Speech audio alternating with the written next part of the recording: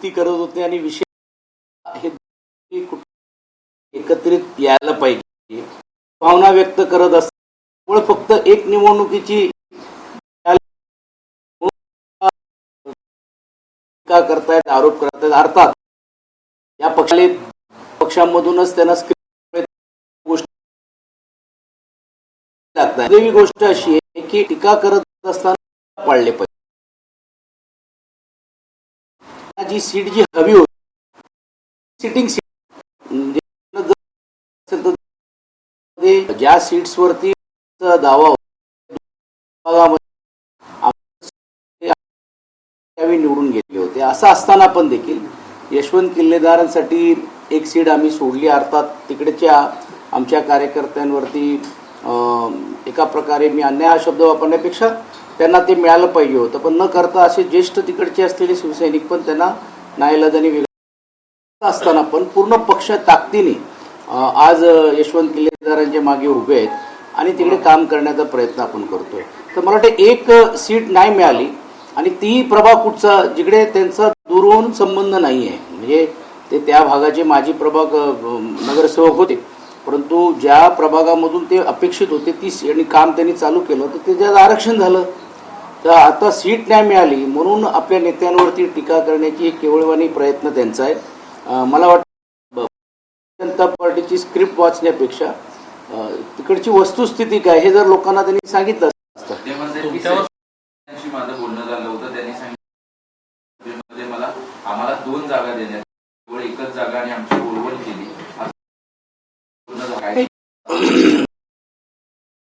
का एका प्रभागामध्ये त्यांना निवडणुकीला तर निवड माझ्याबरोबर नाही, ते विभाग प्रमुखांबरोबर पण ती चर्चा करत होती. जसे अनौपचारिक चर्चा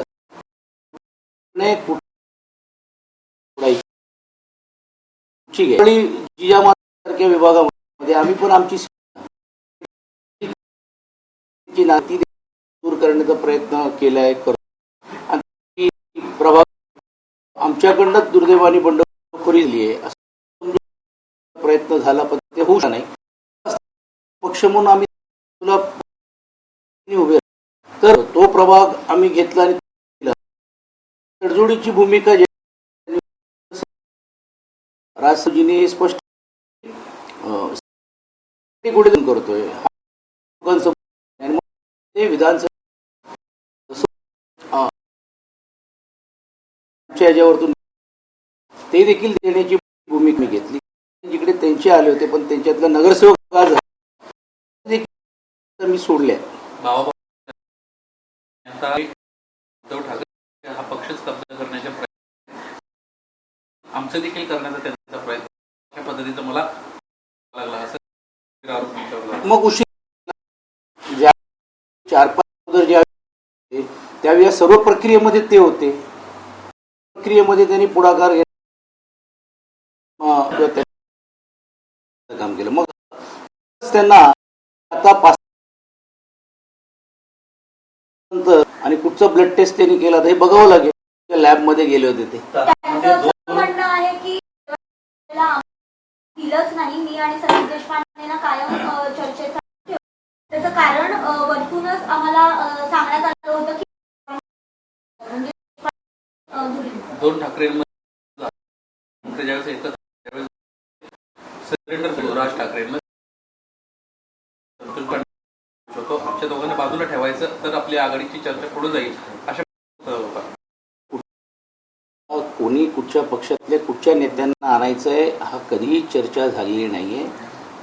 तुम्ही बघा आमच्याकडनं पण किती लोक होते, म्हणजे आता आमच्यासारखी लोक असतील आमच्या प्रभागामध्ये असतील, स्वतः आदित्यजी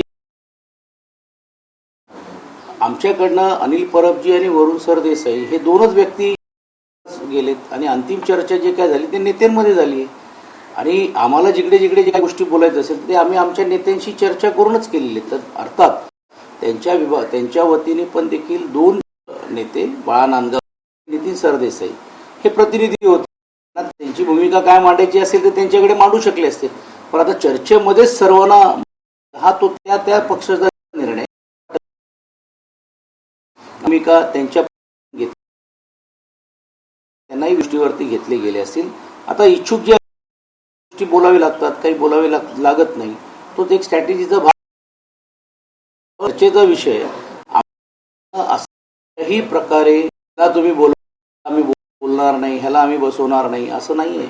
आणि निवळ इकडे नाही, पूर्ण राज्यभरामध्ये काही काही कार्यकर्ते जे आमच्या आणि कटुता माध्यमातून किंवा वैयक्तिक माध्यमातून असं असताना आपण ही युती मनापासून करतोय. म्हणून कुठचाही आक्रोश न ठेवता सर्वांबरोबर चर्चा करण्याची तयारी पूर्ण राज्यभरामध्ये आम्ही घेतलेली आहे. तर मग आम्हाला असं वाटते ह्याच्यामध्ये त्यांच्यावर चर्चा न करण्यातला काय अर्थच नाही आहे. ज्यावेळी तुम्ही बघितलं असेल डोममध्ये काय किंवा वेगवेगळे कार्यक्रम झालं तर संतोष दुरी असतील, संदीप देशपांडे असतील, आम्ही सर्व जे लोक आहोत किंवा खालचे आमचे सर्व जे कार्यकर्ते नेते सर्वांनी खांद्याला खांदा लावून ते कार्यक्रम यशस्वी केलेले आहेत. मग असं त्यांना आजच अचानक का वाटावं लागलं? आत्ताच्या घडीची एक मोठी बातमी आहे, सातत्यानं तुमच्यावर काँग्रेससोबत तुम्ही केला आणि त्यामुळे ध्रुवीकरणाचा तुमच्यावर आरोप होतो. गेले 3-3.5 वर्ष झालं हे सुरू आहे. आता भाजपच्या बाबतीतली एक महत्वाची बाब समोर आली आहे. अंबरनाथमध्ये भाजपनं काँग्रेससोबत तर अकोटमध्ये थेट भाजपनं MIM सोबतच युती केली. काय झालंय की भारतीय जनता पार्टीची दुपट्टी भूमिका ही यावरून स्पष्ट होते. सत्ता काबीज करण्यासाठी पाहिजे त्या गोष्टी करायला त्यांची मनस्थिती आणि मानसिकता आहे. आणि हे जे आमच्यावरती आरोप करतायत आता कुठे अमित साटम त्यांनी सांगावं ना की याबाबत त्यांची भूमिका काय. मग ते बोलतील की मला काय विचारू नका, मला फक्त मुंबईपुरताच विचारा. म्हणजे प्रकारे त्यांच्याच मित्रपक्षांची अत्यावस्था पुण्यामध्ये, पिंपरी चिंचवडमध्ये, आता थोडे तुम्हाला आता जसं तुम्ही त्याचा उल्लेख केला कल्याण असेल, डोंबिवली असेल, या परिसरामध्ये करण्याचं काम करतायत. म्हणजे ज्या ज्या भागांमध्ये सत्ता आम्हाला ताब्यात घ्यायचं असेल तर पाहिजे ती तडजोड करण्याची मनस्थिती आणि मानसिकता भारतीय जनता पार्टीची दिसते. हे याच्यातून स्पष्ट होतं.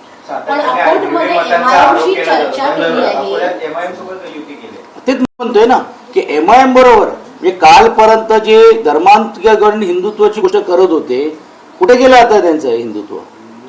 सांगावं त्यांनी लोकांसमोर येऊन घेऊन. म्हणजे मुंबईमध्ये एक वेगळी भूमिका घ्यायची, बाकीच्या परिसरामध्ये वेगळी भूमिका घ्यायची.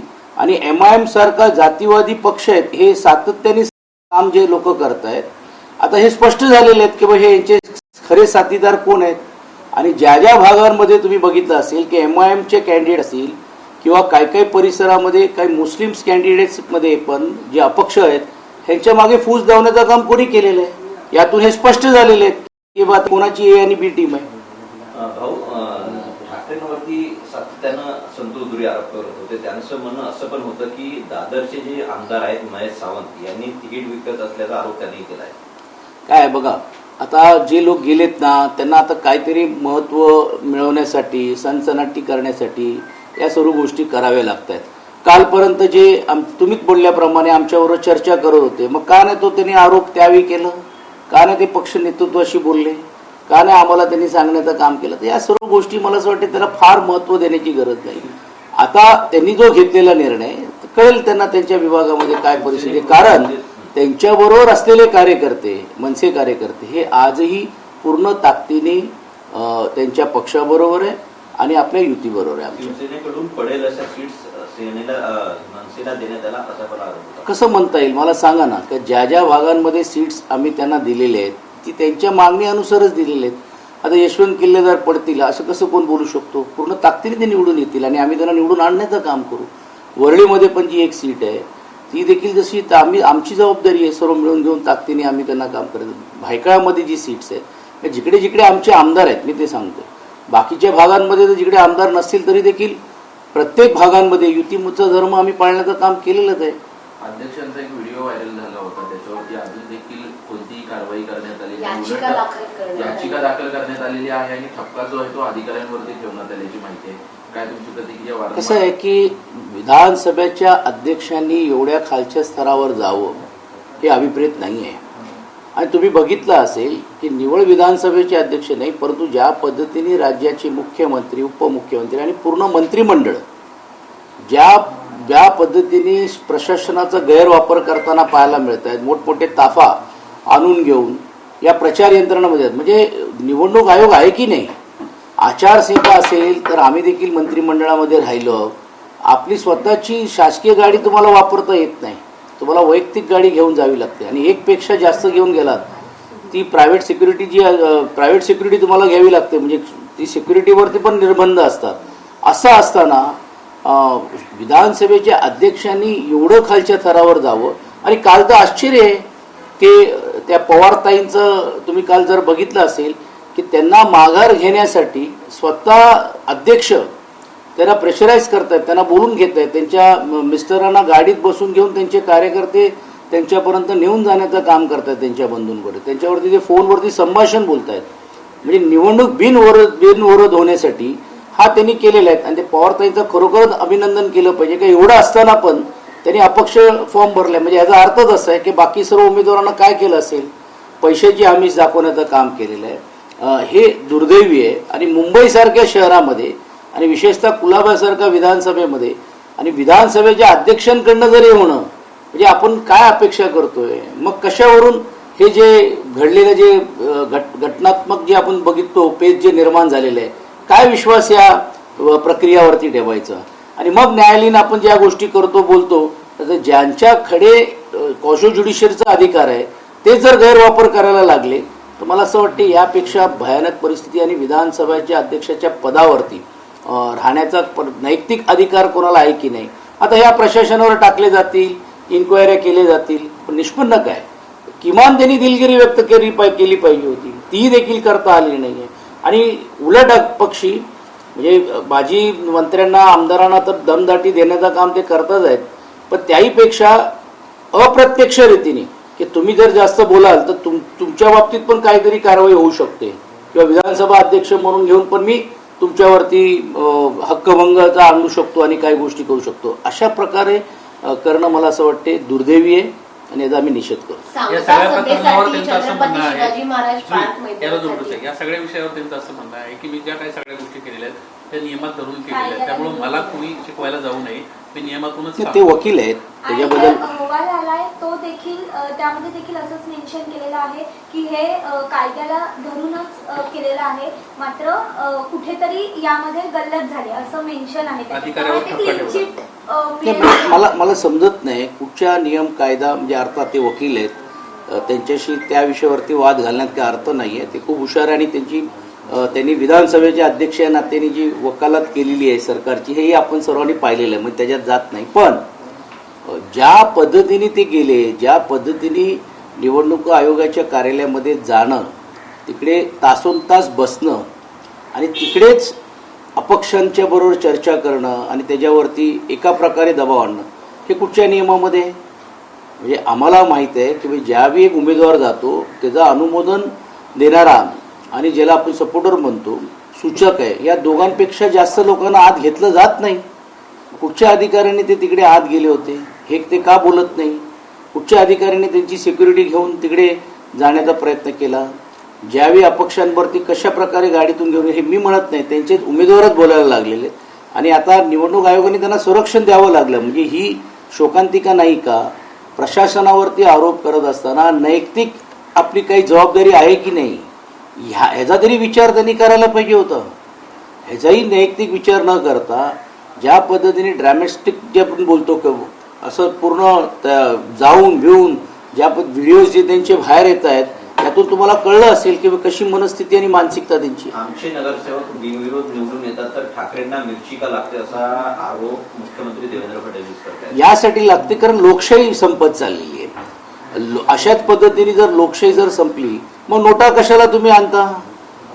ज्या अर्थी कुठच्याही उमेदवाराच्या बाबतीतली आमची गरज नाही असं आहे तर आम्ही निवडणूक आयोगाला हे सांगतोय की बघ त्यांना तुम्ही बिनविरोध करूच शकत नाही, मग नोटा हा ऑप्शन तुम्ही दिला काय. माननीय सर्वोच्च न्यायालयाचा एक निर्णय आहे की त्यामध्ये अशा प्रकारे न करता ते जे उमेदवार जे असतील त्यांच्याबरोबर बॅलेटवरती नोटा ठेवलं पाहिजे होते. हिंमत असेल तर या 96 जागा जे त्यांनी निवडून आणलेले बिनविरोध घ्या ना निवडणूक आयोगाने, नोटाचा ऑप्शन द्या, लोक ठरवतील की त्यांना निवडून द्यायचं आहे की नोटा हा ऑप्शन वापरायचा आहे. म्हणजे पुढच्या काळामध्ये मतदारांपर्यंत जायची गरज नाही, मतदार यंत्रणा लावायची गरज नाही, कुठच्याही प्रकारे लोकांना दिलेल्या आश्वासनांचं पालन होत नाही, पूर्तता होत नाही म्हणून उमेदवारांनाच विकत घ्यायचं. किंबहुना सर्वच राजकीय पक्षामध्ये अशा प्रकारे मानसिकता आणि एक भीतीचं वातावरण निर्माण करायचं की उमेदवार पुढे येऊच नाही. हे जर होत राहिलं तर जसं सर्वजणच म्हणतात की पुढच्या 5 वर्षामध्ये निवडणुका होतील की नाही होतील या वरती पुढे चाललं हरकत पुण्याचे चिंचवडमधनं तुमची मशाल गायब झाली. त्यानं एबीला तो वैध ठरला.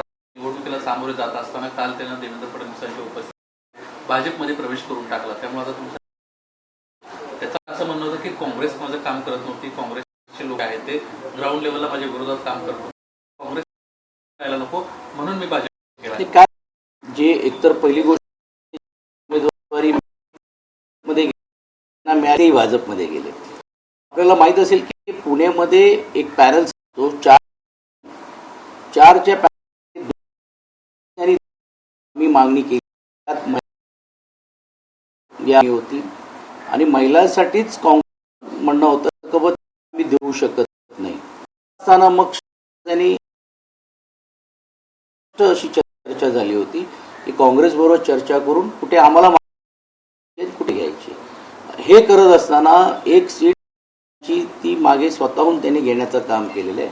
एक सीट राहिली त्यावेळी काँग्रेसने पाठिंबा द्यायचं, परंतु दुर्दैवाने म्हणावं लागेल की तिकडे देखील काँग्रेसने कुठच्याही प्रकारे सहकार्य करण्याची भूमिका घेतली नाही किंवा ते पॅनलमध्येच आमच्या उमेदवाराला घेण्याचं काम केलं नाही.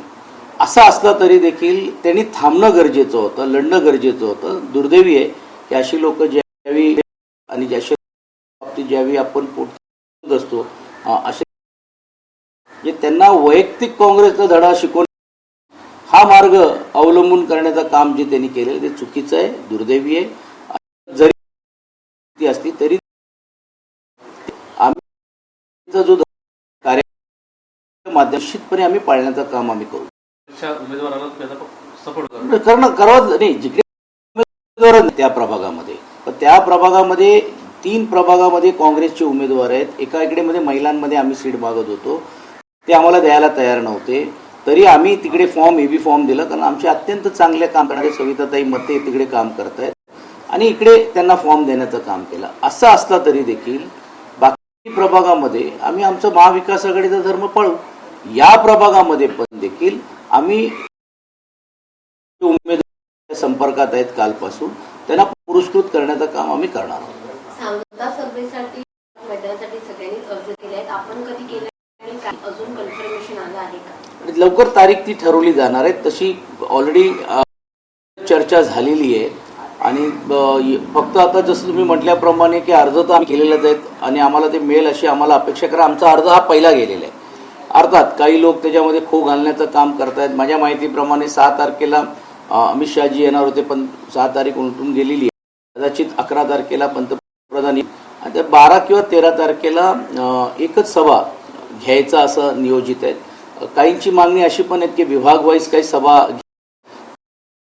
सर्वांना माहीत असेल की 227 मतदारसंघापर्यंत पोहोचायचं असेल तर फक्त निवड सभा घेऊन चालणार नाही. म्हणून प्रत्येक वॉर्ड वाईज शाखा भेटी प्रत्येक निवडणुकीच्या कार्यालयामध्ये जाण्याचं काम सर्व दोन्ही नेते करतायत आणि 4ही नेते करतायत.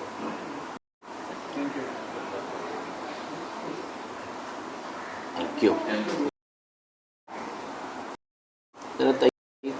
ते पण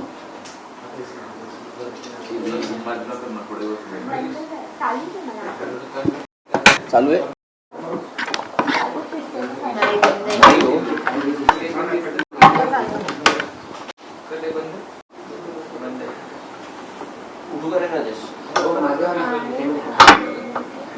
काल ऍक्च्युली अनिल परब